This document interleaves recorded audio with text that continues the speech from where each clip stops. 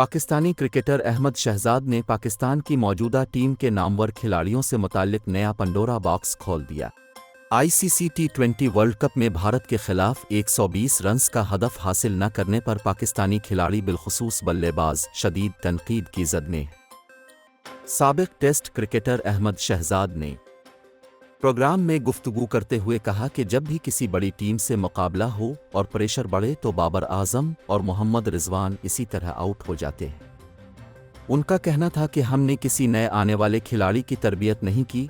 दुनिया में नए आने वालों को तैयार किया जाता है, लेकिन यहाँ पर नए आने वालों को ढाल बनाकर इस्तेमाल किया गया। आजम खान और साइम अयूब के खिलाफ मुहिम चलवाई गई, अपना सारा मलबा उन पर डाला, जिसके बाद अवाम उन पर तनकीद करती है।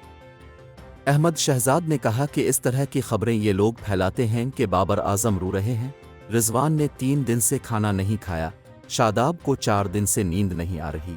ऐसा कुछ नहीं होता, खरीदारी चल रही होती है, हम भी इसी टीम से मुंसलिक रह चुके हैं। ये सब चीज़ें अवाम की आंखों में धूल झोंकने के लिए होती हैं। सोशल मीडिया पर अपने कद ऊपर ले गए और लोगों की आंखों में धूल झोंकी। अहमद शहजाद साबिक टेस्ट क्रिकेटर ने बाबर आजम और मोहम्मद रिजवान पर सख्त तनकीद करते हुए कहा कि हकीकत यह है कि दोनों खिलाड़ियों ने गुज़िश्ता 4 से 5 सालों में सोशल मीडिया पर पैसा लगाकर अपने कद ऊपर करवा लिए और लोगों की आंखों में धूल झोंकी।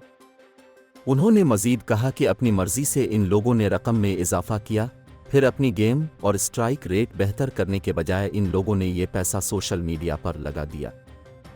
अहमद शहजाद ने कहा, इस किस्म की कारकर्दगी के बाद अब लोग एजेंट से कहकर सोशल मीडिया पर पोस्ट लगवा रहे होते हैं कि रिजवान सो नहीं सके और बाबर आजम खाना नहीं खा रहे।